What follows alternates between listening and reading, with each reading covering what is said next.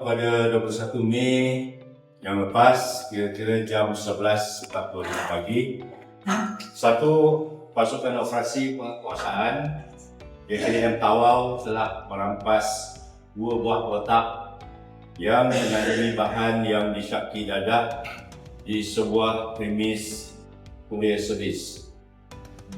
Bahan tersebut disyaki kokain yang dianggarkan seberat 4.6 kg dengan nilai RM48.823. Sementara bahan yang disyaki ganja adalah seberat 10.65 kg dengan nilai RM851,702.80. Nilai keseluruhan bagi kes ini adalah RM2,995,535.80. Hasil pemeriksaan ke atas kotak pertama menemui 10 plastik putih yang mengandungi ketulan berwarna putih disyaki dadah jenis kokain.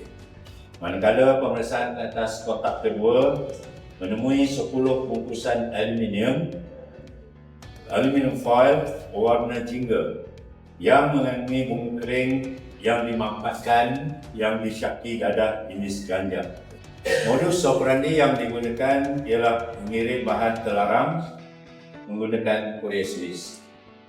Kes disiasat di bawah Seksyen 39E Akta Dadah Berbahaya 1952. Jika sabit kesalahan boleh dihukum mati mandatori atau penjara seumur hidup. Suara Rakyat.